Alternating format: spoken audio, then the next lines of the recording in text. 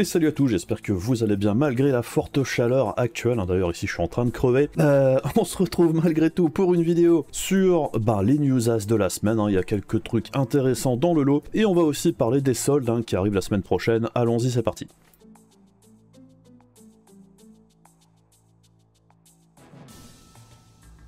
Alors avant d'aller plus loin, je tenais à vous remercier pour l'accueil que vous avez fait pour mon premier test de processeur, c'était le 5800X 3D. Dans l'ensemble, les retours étaient très positifs, donc ça fait plaisir et je vous en remercie. Il y a d'ailleurs d'autres tests de processeurs qui vont débarquer incessamment sous peu, puisque j'ai pas mal de trucs sous le coude, donc on verra la suite très bientôt. Sinon, pour revenir à l'actu, on commence avec la 6700, souvenez-vous, on en a parlé il y a pas très longtemps. À l'époque, on l'appelait encore la 6700 tout court, puisqu'elle n'avait pas le préfixe RX, qui est apparemment devenu officiel maintenant, donc ce sera bien la RX 6700 non XT. Et bien apparemment maintenant on a Power Color qui va en sortir aussi. On avait vu jusqu'ici qu'il y avait Sapphire. De ce qu'on a entendu, il y aura aussi peut-être d'autres marques. Bon alors personnellement je recommanderais pas forcément ce type de modèle là pour une 6700.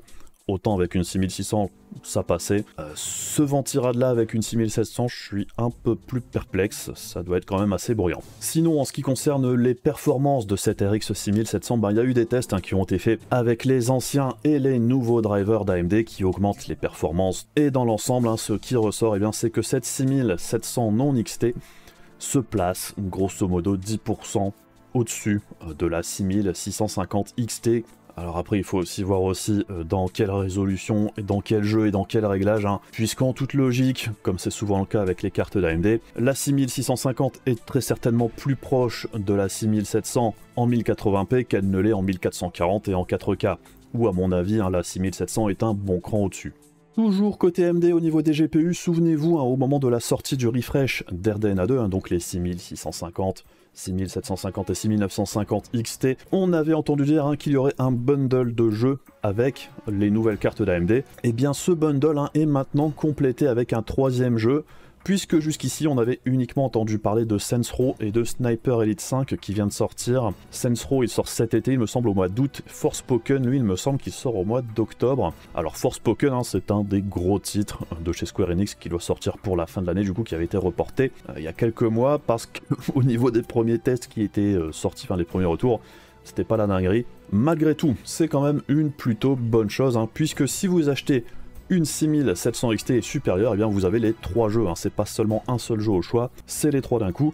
Si vous achetez une 6600 jusque 6650 XT, vous avez deux jeux, dont Forspoken et Saints Row. Et si vous achetez une 6500 XT ou une 6400, vous avez uniquement Saints Row. Donc bon, dans l'ensemble, moi ça me fait plutôt plaisir de voir revenir ce type de bundle. Ça fait toujours plaisir d'avoir quelques jeux avec la carte graphique. Ça montre aussi qu'actuellement la vente de GPU est de plus en plus compliquée. Et on enchaîne toujours côté AMD au niveau des drivers, ce coup-ci, on en a parlé juste avant, AMD dernièrement avait mis à jour ses drivers qui apportaient quand même un bon gain de performance sur RDNA 2, sur la plupart des jeux DirectX 11 et aussi sur certains titres DX12. Et bien apparemment AMD est en train de mettre à jour ses drivers, on va dire, et de faire un update même sur les anciennes API, et maintenant apparemment ce serait au tour d'OpenGL qui aurait des performances augmentées de jusque 55%. Alors dans l'ensemble c'est plutôt une bonne nouvelle encore une fois, puisque les drivers AMD OpenGL c'était pas la dinguerie, donc c'est très bien de voir qu'AMD continue de mettre à jour même les anciennes API de ce type là,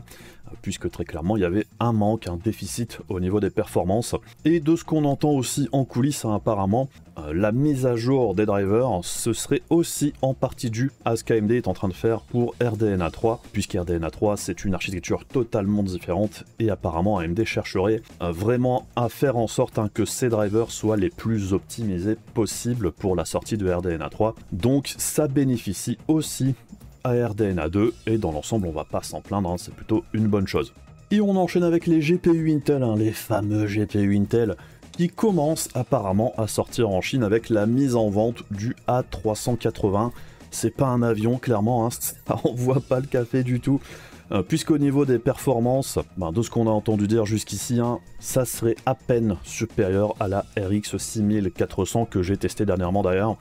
Donc À mon avis, ça doit dépendre aussi énormément des jeux, hein, puisqu'encore une fois, c'est les prévisions d'Intel, et de ce qu'on sait des drivers, il y a des jeux où ça se passe plutôt pas mal, et d'autres où c'est la catastrophe. On s'approcherait beaucoup d'une 6400 pour à peu près le tarif d'une 6400, puisqu'on nous annonce un tarif de 153 $, qui est à peu près le prix de la 6400 aux États-Unis.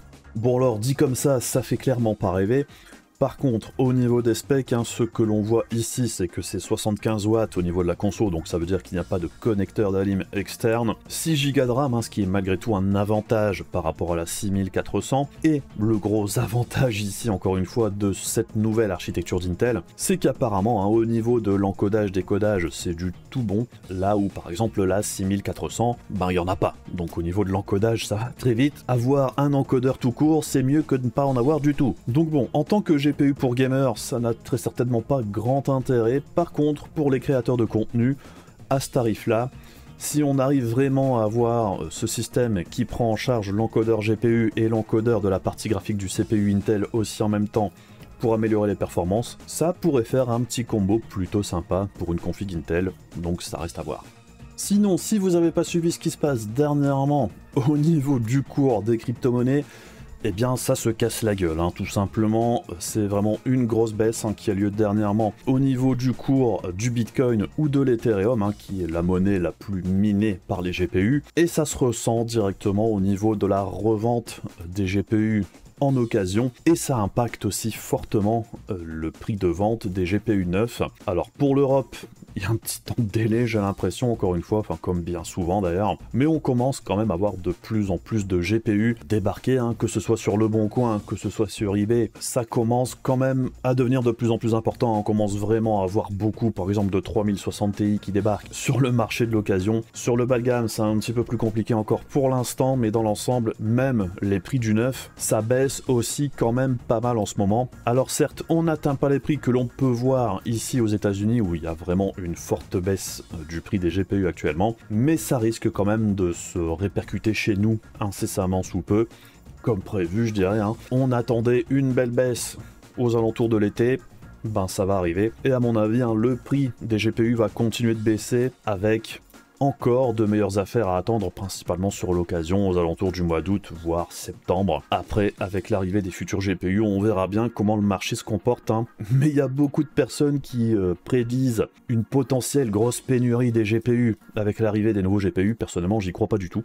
Vu ce qui se passe actuellement, vu la situation économique globale, j'ai quand même beaucoup de mal à voir ce qui ferait que les GPU repartent sur une pénurie telle que celle que l'on a connue avec la génération précédente. Donc j'espère que les fabricants de GPU ne feront pas l'erreur de mettre des prix beaucoup trop élevés, parce qu'à mon avis, ils vont rester avec les nouveaux GPU sous le coude s'ils sont trop chers, puisqu'à mon avis, le marché n'est pas prêt à réinvestir énormément dans du GPU à l'heure actuelle. Donc bon, même si les GPU dans l'ensemble risquent d'être un petit peu plus chers que sur cette génération, et encore c'est pas sûr, on aura très certainement des difficultés d'approvisionnement en début de génération, comme c'est bien souvent le cas, mais ça risque de revenir à la normale assez rapidement. Une fois que le rush à l'achat se tasse un petit peu, on devrait avoir une génération de GPU beaucoup plus classique que celle qu'on vient de connaître. Tout ça sans compter la pluie de GPU qu'on risque de retrouver en occasion. À mon avis, on risque d'être inondé de 3060 Ti et de 3070, puisque c'était très certainement les deux GPU les plus recherchés pour le ménage de crypto. Les GPU d'AMD actuellement, on voit que les prix sont quand même en chute libre dans l'ensemble. Donc, faut pas trop se faire d'inquiétude pour la future génération de GPU, à mon avis, il n'y aura pas trop de problèmes. Toujours côté GPU maintenant en Chine, avec un GPU chinois qui a été testé apparemment. Alors au niveau des performances, c'est clairement pas la dinguerie, puisqu'on nous parle des performances aux alentours de la série 6000 d'AMD, donc l'ancienne série 6000, pas l'actuelle. La série 6000 il y a plus de 10 ans. Effectivement, c'est pas foufou, mais c'est aussi une carte vraiment bas de gamme, d'entrée de gamme, comme on peut le voir ici. C'est une carte équipée de 2 Go de RAM, faut pas s'attendre à quoi que ce soit d'incroyable avec un bus 64 bits. Malgré tout, c'est intéressant de voir quand même que les Chinois commencent à s'intéresser grandement au marché des GPU et qu'ils vont essayer de rattraper leur retard petit à petit. Moi personnellement, au plus il y a d'acteurs sur le marché des GPU, au mieux c'est. Donc voilà un petit peu ce que ça donne au niveau des news as de la semaine. Par contre, à partir de mercredi prochain, hein, il y a les soldes qui débutent, les soldes d'été. Et au niveau matos, un PC, on risque d'avoir des prix et pourquoi pas des promos sur certains GPU déjà, hein, puisqu'ils sont en train de vider les stocks actuellement. Donc si vous voulez acheter du matos, attendez peut-être déjà jusque mercredi. On risque d'avoir quelques promos intéressantes. Par exemple, on sait aussi que chez LDLC, ils font très souvent 25% et plus au fil du temps sur le coin des affaires, hein, donc c'est tout ce qui est matériel reconditionné. Et parfois on peut avoir des promos quand même assez intéressantes, hein. Pas forcément sur les GPU, mais on peut avoir du processeur du coup à un très bon tarif, des cartes mères à un très bon tarif, donc ça vaut peut-être le coup de s'y pencher quand les soldes vont débuter. On peut aussi avoir des tarifs intéressants, par exemple chez Cdiscount, hein, qui offre lui généralement des bons de réduction. Ça tourne aux alentours des 10% à chaque fois. Donc souvent ce qui arrive, hein, c'est par exemple on a 25 € de réduction à partir de 250 € d'achat, 50 € à partir de 500 et parfois 100 € à partir de 1000 €. Ce genre de choses, c'est pareil, hein, chez Cdiscount, on a aussi parfois du reconditionné à un tarif intéressant, comme par exemple dernièrement mon 5800 X3D. Je l'avais eu à un bon prix parce que c'était du reconditionné avec en plus un bon d'achat de ce type-là. Ce qui avait ramené le 5800 X3D à 380 €, ce qui est un prix pas incroyable, mais beaucoup plus intéressant qu'en neuf. Alors après je sais, hein, le reconditionné ça peut faire un petit peu peur pour certaines personnes, hein, c'est de l'occasion. Et même pour moi, hein, ça m'est déjà arrivé de commander quelque chose en reconditionné, c'était un processeur. Quand je l'ai reçu il ne fonctionnait pas, je l'ai juste renvoyé, on m'a remboursé. Hein. Ils le savent très bien, de toute façon je pense qu'ils testent pas vraiment tout avant de les remettre en vente en occasion, et c'est pareil pour d'autres produits et pour d'autres boutiques aussi, hein. Reconditionnés généralement, ils sont un petit peu moins chiants que si vous achetez quelque chose de neuf. Comme bien souvent, on risque aussi d'avoir de la belle promo sur tout ce qui est SSD, sur la RAM, sur les boîtiers, ce genre de trucs. Généralement, hein, c'est des choses qui sont soldées assez régulièrement. Et encore une fois, hein, si vous voulez acheter quelque chose là maintenant, attendez au moins jusque mercredi pour voir s'il n'y a pas quelque chose d'intéressant au niveau promo.